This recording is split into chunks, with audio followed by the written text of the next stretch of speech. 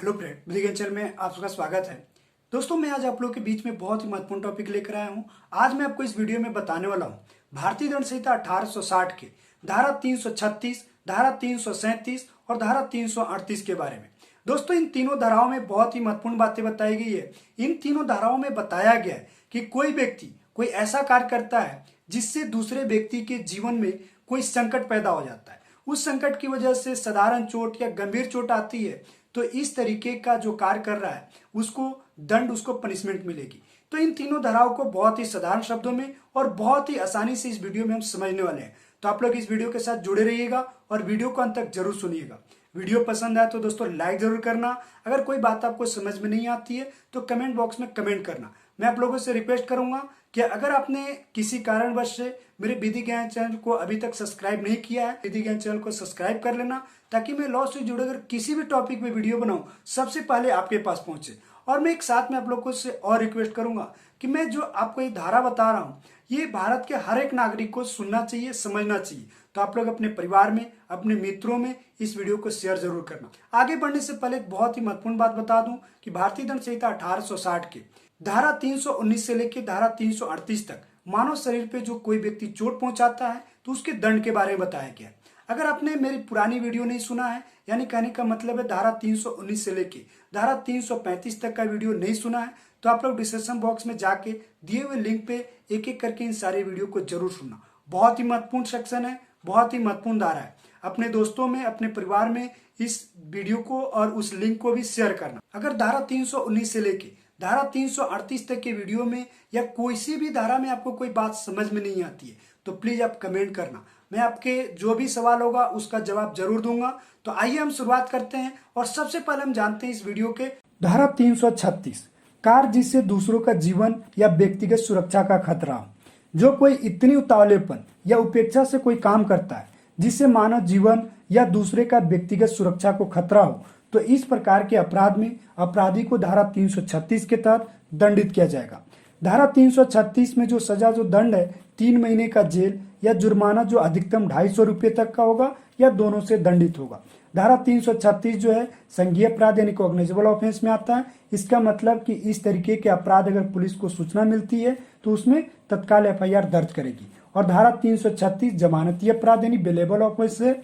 इसका मतलब है कि धारा 336 के तहत अगर किसी व्यक्ति को गिरफ्तार किया जाता है तो उसको बेल पे यानी जमानत पर छोड़ दिया जाएगा। आइए धारा 336 को उदाहरण के तौर पर हम समझते हैं। क नामक व्यक्ति रोड पर खतरनाक तरीके से बाइक चलाता है जिससे ख नामक व्यक्ति के जीवन में खतरा उत्पन्न हो जाता है, यानी खतरा हो जाता है या आने का संभावना होता है, तो क नामक व्यक्ति को धारा 336 के तहत दंडित किया जाएगा। आगे बढ़ते हैं, देखते हैं धारा 337 को। ऐसा कार्य द्वारा साधारण चोट पहुंचाना जिससे दूसरे का जीवन या व्यक्तिगत सुरक्षा का खतरा हो। जो कोई इतनी उतावलेपन या उपेक्षा से कोई काम करता है जिससे मानव जीवन या दूसरे का व्यक्तिगत सुरक्षा संकट में हो जाए, जिसकी वजह से व्यक्ति को साधारण चोट पहुंचता है, तो इस प्रकार के अपराध में अपराधी को धारा 337 के तहत दंडित किया जाएगा। धारा 337 में जो सजा, जो दंड है 6 महीने का जेल या जुर्माना जो अधिकतम 500 रुपये तक का होगा या दोनों हो सकता है। धारा 337 जो है संज्ञेय अपराध यानी कॉग्निजेबल ऑफेंस में आता है। इसका मतलब धारा 337 की अगर सूचना पुलिस को मिलती है तो तत्काल उसमें एफआईआर दर्ज करेगी। और धारा 337 जमानती अपराध यानी बेलेबल ऑफेंस में आता है। इसका मतलब धारा 337 के तहत जिस भी व्यक्ति को गिरफ्तार किया जाता है उसको बेल पे छोड़ दिया जाएगा, यानी जमानत पर छोड़ दिया जाएगा। आइए हम धारा 337 को उदाहरण के तौर पर समझते हैं। ये जो उदाहरण है दोस्तों, यह एक केस है, गुलाम हैदर 1915 का केस है, बहुत ही महत्वपूर्ण केस है। मैं आपको उदाहरण में इसको समझा रहा हूँ। एक डॉक्टर आंख का ऑपरेशन करता है जिसमें पीड़ित व्यक्ति को बिना बेहोश किए कैंची, साधारण धागे तथा सुई का प्रयोग किया। इस ऑपरेशन के फलस्वरूप रोगी के आंख का ज्योति सदा के लिए चली जाती है। इस तरह के अपराध में डॉक्टर यानी उतावलेपन तथा उपेक्षा से ऑपरेशन करता है, इसलिए धारा 337 के तहत दंडित होगा। आगे बढ़ते हैं, देखते हैं धारा 338 को। ऐसा कार्य द्वारा गंभीर चोट पहुंचाना जिससे दूसरों का जीवन या व्यक्तिगत सुरक्षा का खतरा हो। जो कोई इतनी उतावलेपन या उपेक्षा से काम करता है जिससे मानव जीवन या दूसरों का व्यक्तिगत सुरक्षा संकट में हो जाए, इसकी वजह से व्यक्ति को गंभीर चोट पहुंचाता है, तो इस प्रकार के अपराध में अपराधी को धारा 338 के तहत दंडित होगा।